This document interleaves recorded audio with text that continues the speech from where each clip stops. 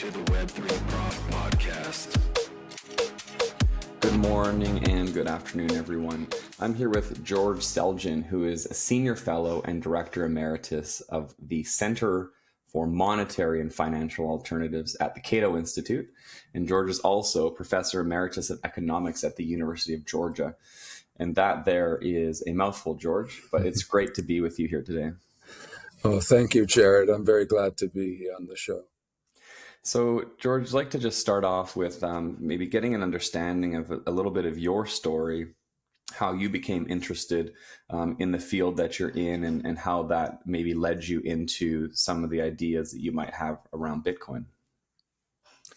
Well, on the field, I had been studying marine resource economics at the University of Rhode Island in an attempt, which failed, to combine what were then my two big interests, marine biology and economics.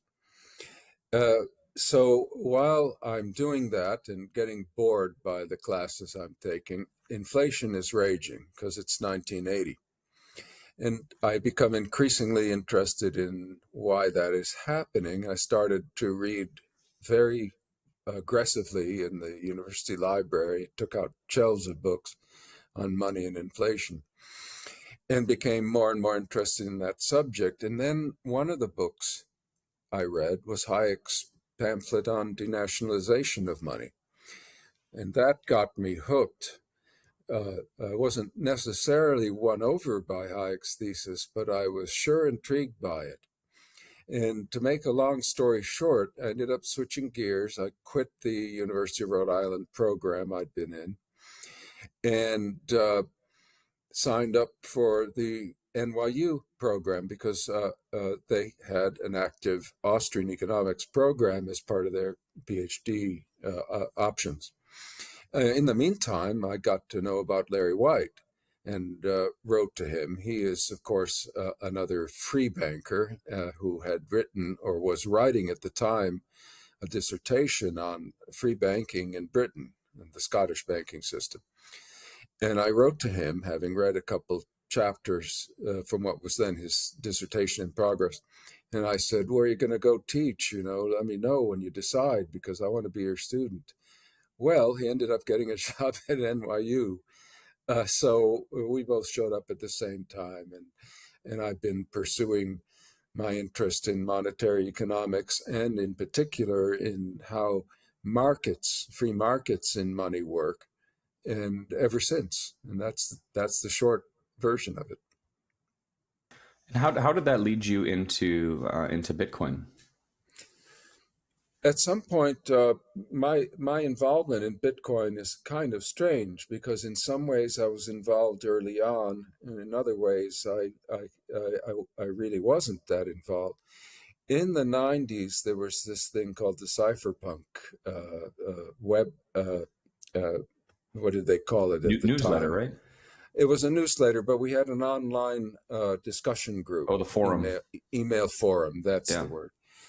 And somehow, I don't remember how, somehow I became part of that. And Larry was part of it too. And I think we were pretty much the only economists. Everybody else was a techie with expertise in programming. But anyway, there we were putting in our 2 cents, Larry and I, about the ideas that were being developed on that forum for alternative private digital money. At the time, of course, I had no inkling that Bitcoin was going to be one of the results, but it seems now pretty well accepted that the other folks involved in that forum, some combination of them, were the people behind Bitcoin's establishment some years later, actually. So there was a period of time in between when, as far as I knew, nothing was going on. And then, lo and behold, there was a thing called Bitcoin. And so I want to make clear that I wasn't involved in the actual business of cobbling together this new exchange medium, or what was intended at the time to be mainly an exchange medium, or the basis for an exchange medium. Now, once Bitcoin was established, I got into it. Uh, I was curious about it, and I wrote a very early paper about it. Actually, in late 2011, I wrote a paper called "Synthetic Commodity Money," where I tried to characterize this new kind of money and say what its special features were. And of course, I've been following along with it ever since, as it has gone from a tiny little thing to an explosive development that now has everybody's attention. So there you go. That's my story. Oh, that's remarkable. I mean, 2011, that is the early days, which is pretty remarkable. Yeah, I think I'm not sure about this. Your readers will probably check immediately and correct me, but I think at the time Bitcoin was trading for $40 or maybe 10 or some very modest amount. So it really hadn't caught very many people's attention. I seem to recall that there was one other academic article that had been written about it before mine. It might have been by an economist, but it wasn't anybody whose name I remember. But there had been very little, and so there was room for me to have something to say. And when you were writing about it, were you a believer in Bitcoin at that point, or were you just kind of like making notes effectively on what could be or might be? Well, as I pointed out in the article, what Bitcoin did was to create a whole new kind of asset and potential monetary asset, of course, which at the time was what people were thinking of it as, that was distinct from fiat money and distinct from natural commodity monies like gold and silver and tobacco and cowrie shells, that sort of thing. And what I pointed out in the article was that it was different from both of those. It combined some of their features and avoided some others in a way that prospectively could give it qualities that would make it truly superior to either other class. And I still think that's true. So my excitement at the time wasn't particularly with Bitcoin, but with the whole set of possibilities that it opened up, because at the time I didn't think it would be the only such asset. I figured there'd be many more to follow. There haven't been that many, in fact, and nothing that has performed as spectacularly as an investment asset. But anyway, I was quite bullish on the concept, the possibilities, and I remain so. So I was definitely, I would count myself as having been an enthusiast, a promoter of the general idea. Subsequently, two things have changed, neither of which I don't think make me anti-Bitcoin, but I've noted that it has, and I think most people realize, it has turned out to be something rather different. It is used as a medium of exchange, though to a fairly limited degree. And it's a very important medium of exchange in certain contexts where you're trying to get away from sanctions and other kinds of government confiscatory policies that are more easily applied to official exchange media than to Bitcoin. But otherwise, its real success has been as an alternative investment asset with very high returns. And so this is not something people were anticipating. Of course, it's a consequence in part of its absolutely fixed supply, or ultimately fixed supply. But it's also a consequence of the fact that the thing has become wildly popular and has created a whole movement. So I didn't anticipate any of those things when I wrote that article. So it hasn't become something. It hasn't been a failure. It just has become something different than what I or anyone else was thinking about back in 2011. It's a different kind of success. Yeah. Can you explain just the kind of the basic principles if we think about money? Can you explain like what is hard money and why is that important? Well, hard money literally refers to metallic monies like gold and silver. And in the later part of the 19th century, it had come in the United States, but also in much of Europe, to specifically refer to gold. It wasn't just, not anything could be hard money. Gold was hard money. Hmm. And so that's really what people meant by that expression, and also by the expression sound money. Uh, uh, so they had a rather narrow idea of what those things could mean. Of Right. course, they weren't thinking about the Bitcoin. But Bitcoin is a different sort of potential hard money, right? What makes it, what it has in common with gold is the fact that just as there's only so much gold in the ground, though we may find more of it, of course, there's definitely never going to be more than 21 million Bitcoins mined. And this makes Bitcoin, in a sense, a harder money than gold, or harder perspective money. I'll explain why I say perspective.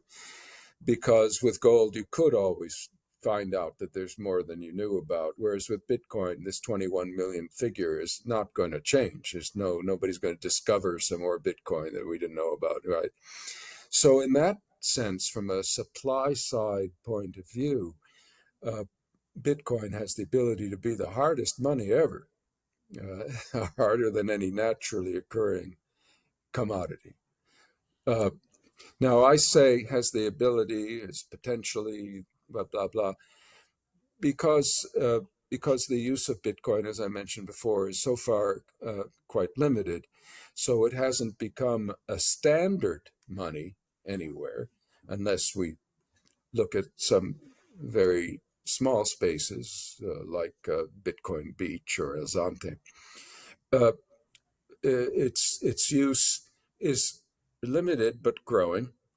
It is also, of course, very easy with certain technologies for people to use Bitcoin indirectly, where you push a couple keys on your cell phone, and you do a transaction with a merchant who doesn't want to be paid in Bitcoin, and the the software you use affects a kind of foreign exchange transaction between Bitcoin and whatever it is the merchant really wants, which is usually an official currency in wherever their shops are. So Bitcoin is, in that respect, becoming more widely useful as a medium of exchange, but it has not really displaced any important official exchange medium anywhere. Even in El Salvador, it must be said that most transacting is still done with the US dollar, right? So, well, this may change, but so far, potential money is what Bitcoin is in most places. Why is sound money important for free markets? It's important because, at least for a purist who really wants markets to do as much as possible and governments to do as little as possible, as necessary anyway, we of course want to contemplate how we can have money that's well behaved, that doesn't have to be deliberately managed by government authorities. And one of the requirements for that is that the money be kept scarce, because, of course, if it's not scarce, it's worthless. So we know that commodity monies have a natural scarcity that makes them hard to some extent, though none harder than gold, according to the conventional use of the term. And that in this way, commodity monies to that extent don't have to be deliberately managed. That is, at least you can have them remain scarce without deliberate management. That doesn't mean that they'll have all the desirable properties you want, but they will have scarcity. Bitcoin, as I said, reproduces that feature of past natural commodities. and does one better by having an absolute fixed, known in advance supply. So it has solved the problem of hardness, right? That leaves a lot of problems to be solved, because just having money that's scarce doesn't mean that in other respects it's a good money. You don't want money scarcity to become too extreme. You don't want it to vary a lot, because that affects its purchasing power, and that can be hard on people who are trying to make contracts and foresee the future and calculate using money prices and all that. So hardness, the feature of hardness, whether it's natural or artificial scarcity that provides it, is one desirable characteristic of a market-based money that you really has to have. Otherwise, people are going to be clamoring for the government to take over to fix it.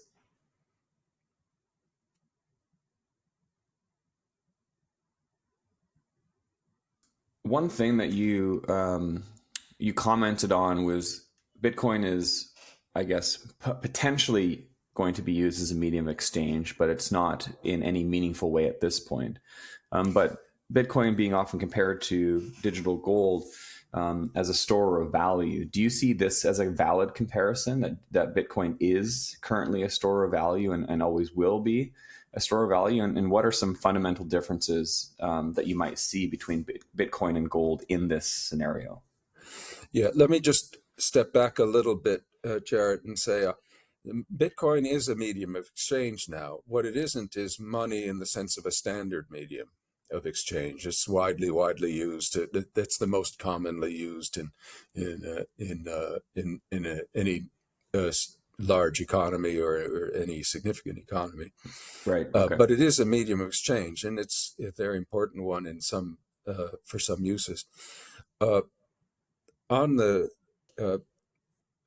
question of the sorry, I slipped my mind. What was the question again? That's Jared? okay. You can edit So this the out. question is, do you see Bitcoin being a valid comparison to gold Yes, as with a gold. store of value? Yeah, sorry. As for Bitcoin being an alternative store of value, as I said, it certainly has become that. It's something that many people treat as an important asset in their investment portfolios, though there's still many people who don't hold any Bitcoin, plenty who do. It's probably going to catch on more and more because it's still early. And it performs many of the same function in people's portfolios as gold does, as a hedge against inflation, as a speculative investment that has done very, very well. And so its role as an investment medium, as a store of value, if you like, I think it's pretty well established. And I don't see that going away. I'm not able, as many Bitcoin fans are, to confidently predict that it's going to make Bitcoin worth $1 million a coin or anything like that. I'm not equipped with that kind of crystal ball. But I think the time has passed when it makes much sense to say the opposite. Oh, it's going to crash, it's going to be worthless, etc., which I've never said, by the way. For the record, I've always thought it was foolish for people to say those things. I think that the best, the only models of Bitcoin's price that make sense are the ones that get it about right. No, the model isn't superior to the actual facts. A good model explains the actual facts. And so whatever your model is that says Bitcoin is really worthless, that model has something wrong with it. At least it does after the worthlessness has not materialized for many years. And so anything can happen. The price can certainly go down. We can have more dips. But I think that Bitcoin is now established in a way that it's not likely to go away anytime soon. Of course, I'm not saying it'll be around forever. Forever is a long time, and lots of things can happen. But I don't think it's going away any time in the foreseeable future.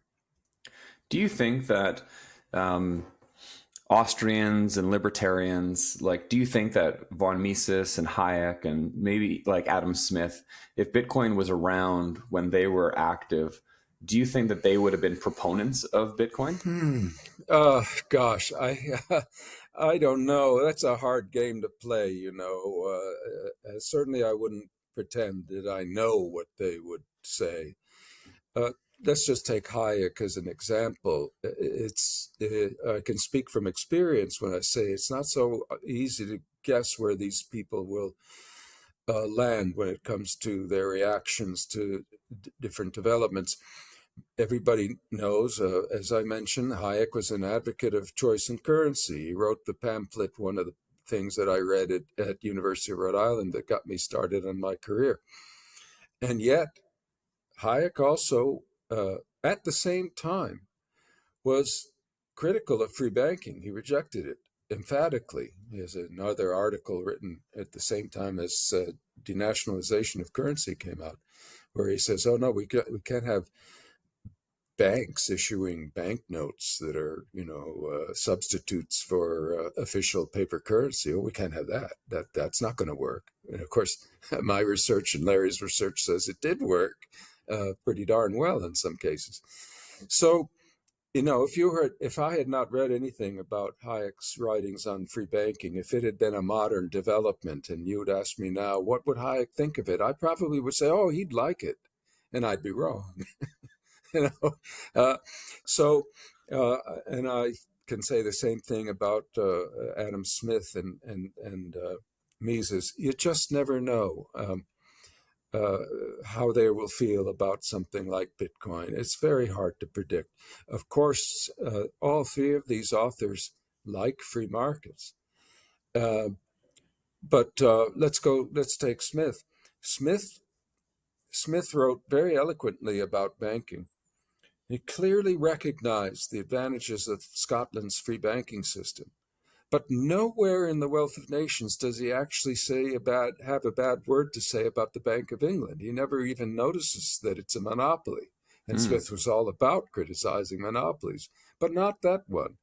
I think it was because he didn't realize exactly how far-reaching the consequences of the bank's privileges were. Perhaps it was not so obvious at the time. Maybe he was just too focused on the Scottish system to see the severe flaws of its English counterpart.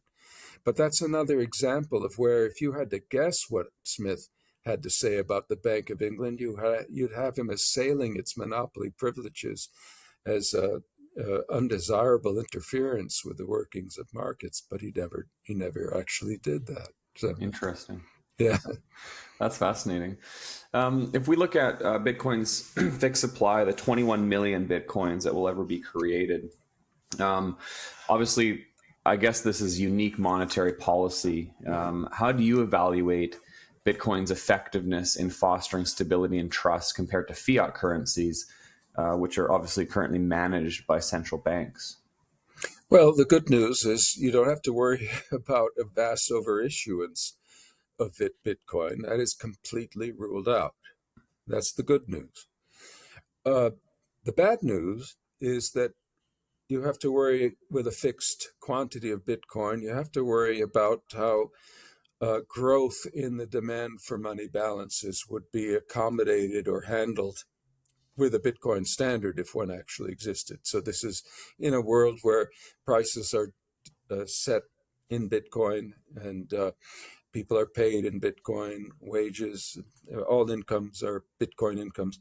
In that world, you want to have some accommodation of growth in the demand for money, which tends to go along with economic growth generally, rather than rely entirely on deflation to accommodate the growth in demand. Now, I have written about how some deflation can be desirable. I have a whole book about that. So I'm not saying you have to always avoid deflation.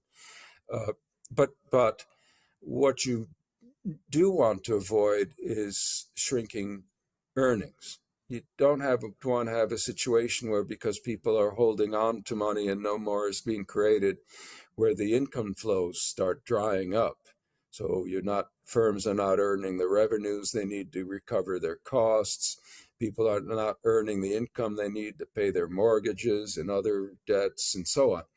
Now, doing that, avoiding those problems, is harder if you have the money where the quantity is limited. Now, of course, a Bitcoin standard wouldn't just be an amount of Bitcoin itself.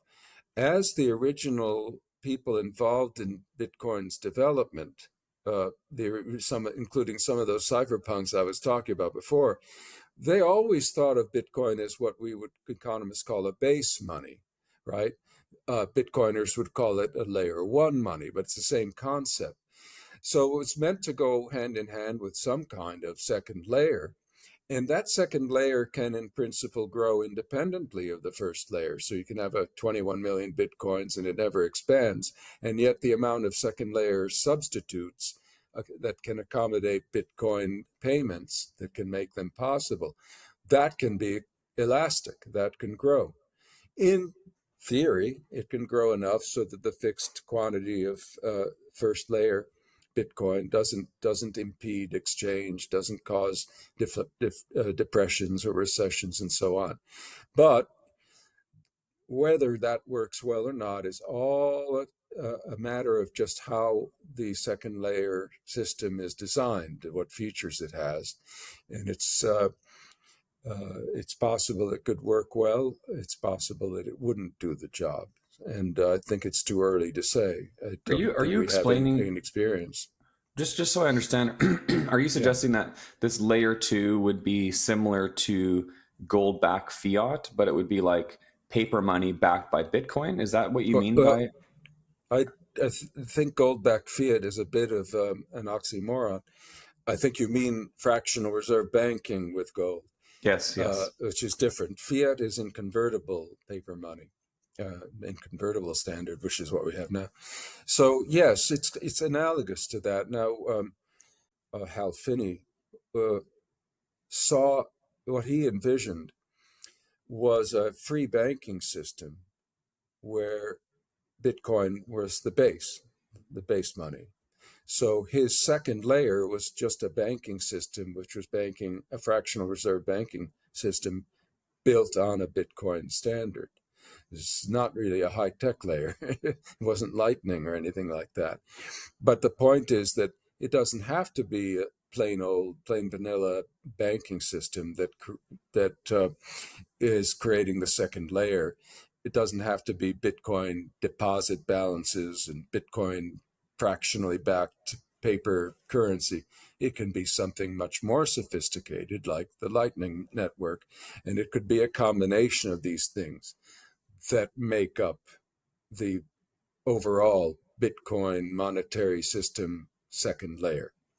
But the second layer, what's common to all of it is it consists of off-chain transactions media that only need to be partially backed by Bitcoin, and where the amount of backing itself can vary over time.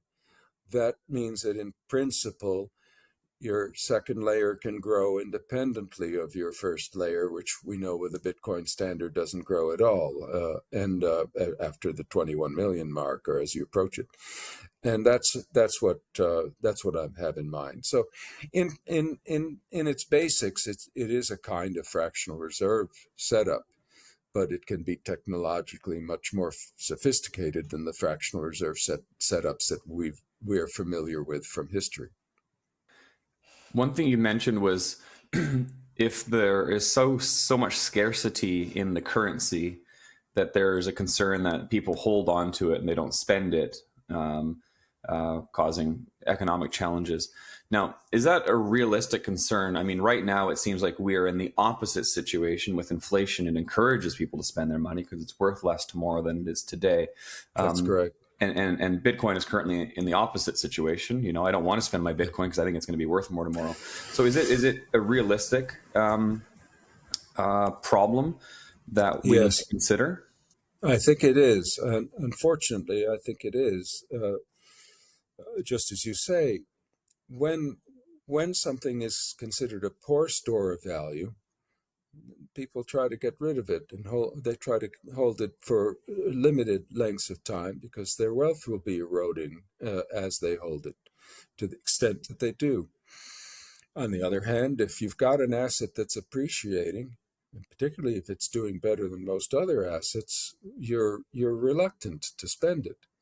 And in the Bitcoin community, it's very clear there are many people who think it's crazy to spend your Bitcoin and that it's wise to hodl it. And, the experience so far suggests that they've got a point.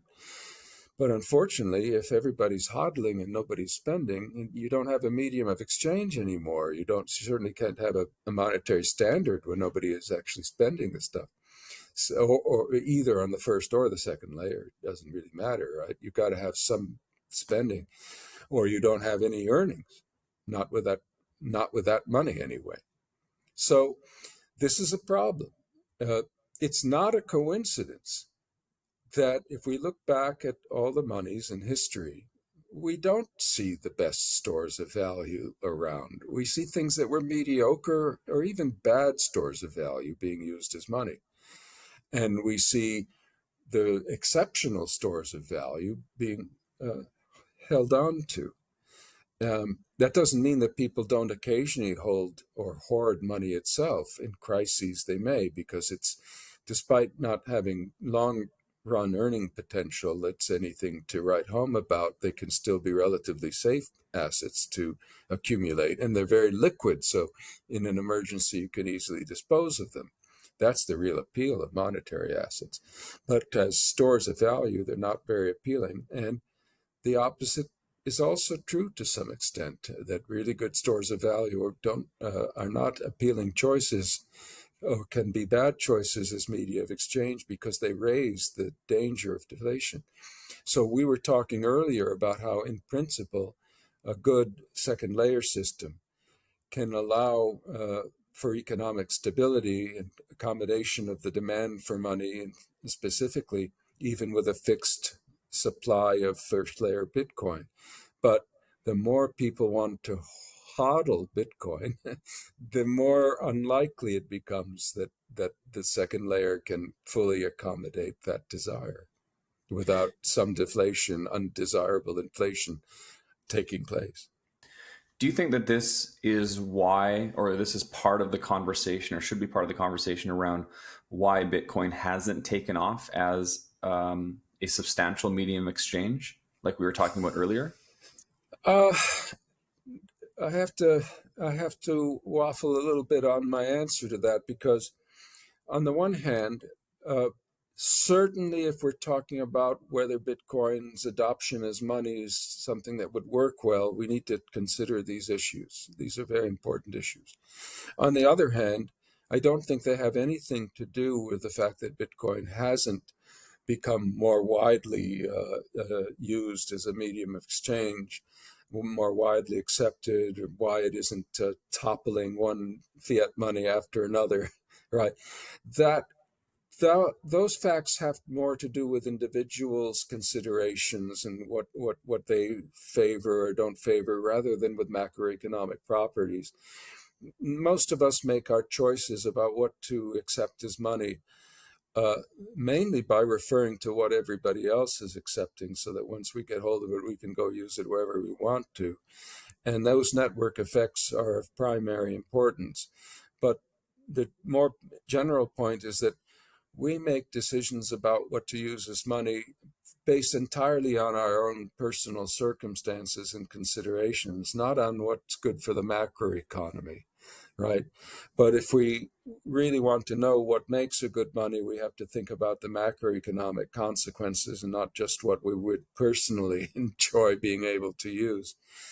And that's where concerns about whether the supply would be sufficiently adaptable to demand become paramount. And I know there are some people who argue, in the Austrian school particularly, though not all, in that school that, well, deflation's always fine. You don't have to worry about it. Prices fall to equate supply and demand for money. But economic history is riddled with episodes that show that, oh, yes, you do have to worry about it, because that kind of accommodation through deflation can be fraught, particularly when you have a lot of outstanding debt contracts that can't be easily rewritten. When people don't have the income to pay them, that's that. You end up with bankruptcies. You end up with people defaulting, and you can end up with a spiral of depression as a result. I'd like to ask about regulation. There's obviously an ongoing debate about regulation around Bitcoin, especially. I mean, not just around proponents of free markets, but through governments as well. So what do you think is the most effective regulatory framework that balances both innovation and consumer protection from your understanding of free markets and Bitcoin? Well, like many, I'd like to see Bitcoin's tax treatment changed so that it is taxed like currency, even though it's not. Even though it's not currency in the sense of widely accepted, I think it is a prospective currency, and I like to see that playing field as level as possible. From a political point of view, the argument I'm making is a little tricky, because there are a lot of prospective monies out there. How many of them should we not tax like commodities, right, or securities? Sorry to interrupt. Have we ever seen prospective monies taxed like money before? Well, we have foreign exchange, for example. They're not exactly prospective monies, but in principle, I would like to see all the currencies that exist in the world that are established currencies, transactions using them taxed in the same way. But I think we should also include some would-be rival currencies that are not that well established as such, but are showing some potential, and give them a break too, because we don't want the only players on the playing field to be the players that have been on there all along. We want to have some new entry, and we don't want to limit it to government currencies, to official currencies. So I'm with Hayek on all of that for free currency competition. I want as level a playing field as possible that that's generous toward new entrants that seem like they have some real ability to gain a foothold and to compete. Now, beyond that, talking about regulation, it's important to distinguish regulations applicable to an independent would-be money like Bitcoin with a floating exchange rate against all others, and regulations appropriate for stable coins, which are, quite a different thing. And I have my own views about those. I should say, by the way, though, sticking with Bitcoin, all this hostility towards financial firms that deal with Bitcoin, the prejudice against them, the bias against them, banks and other fintechs, is wrong. It's got to stop. The only laws that should be applicable should be those in the statute books, and there aren't laws saying that a firm that deals in Bitcoin should be stopped. That's not in the statutes, and I hope it won't be. But on stable coins, we have an interesting issue here I've written about. I think that the best way for stable coins to be regulated is for them to be, as it were, actively redeemed. Let me step back and talk about how banks regulate each other in a competitive system. You have a good example of this. So it happens today with ordinary banks today, but a clear free market example is the Suffolk banking system of the 1830s and 40s and 50s in New England. And this one bank became a clearinghouse for all the other banks in New England. And what would happen is every bank would get hold of another bank's notes and send them to the Suffolk. And the Suffolk would sort them out, send them back, say, hey, you got to pay up. So these banknotes of New England were constantly being returned and redeemed. And this was a very important source of discipline, because if a bank didn't have the reserves, it would find out very quickly that it had overissued, and it would be severely punished. Now, most stable coins are at least nominally redeemable, and those are the ones that aren't going belly up left and right anyway. And I think what we want to see is a clearinghouse for stable coins, so that this will do two things. It'll discipline the issuers, but it'll also make their coins stay at their stable values more tightly. It'll be, but what you basically have going on is a perfect arbitrage. And I've argued that to do this, we should let stablecoin issuers be part of the Federal Reserve system, because the Fed is the clearinghouse for bank money today. Let them take part in it, but the only way you're going to get the Fed to do that is to also subject them to very strict regulation. And even now, the Fed isn't even buying that. But I've suggested as a compromise that they be required to hold 100% Federal Reserve balances, which bear interest, in return for the right to be part of to enter the same system of clearings that other banks participate in with their deposits. Now, some special arrangements have to be made for handling stablecoins separately from checks and things like that, but it can be done. That's a technical problem. But the real regulation that many people overlook, that's the most important regulation for various kinds of dollar substitutes, is the routine interbank return of these items for payment. That's regulation that really can work, as opposed to having this, God, pardon me, inspectors trying to go around and make things work, which is a very poor system, and not just because the inspectors seem to often impose their own regulatory agenda on top of what the laws themselves prescribed. That's fascinating. I think that's great to get a better understanding of that, George. George, just to wrap things up here, how can people learn more about you and your work? Where can we find you? Oh, I'm not hard to find. I have a lot of pretty accessible short essays on Cato's website, Cato's essay website, which is called Cato at Liberty. And if you go in there and type my name in the search, you get all of my contributions, which go back a long way since my move to Cato. And I think there are thousands, actually. And then my books are mostly available still on Amazon. And the one important one that is not, which has been out of print for a while, is My Theory of Free Banking, the very first book I wrote. And that's available free online at the Liberty Fund site, or Library of Liberty. So they don't have to pay for that. I've got a new book coming out that I'd like to mention, which is coming out in April officially, but is already available for advanced purchase on Amazon.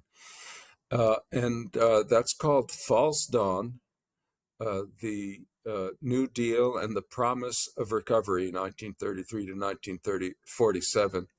And it's about, as the title suggests, it's about the role of the New Deal in the U.S.'s recovery from the Great Depression, which I think a lot of your audience might find interesting, even though it doesn't have anything to do with Bitcoin. That's great, George.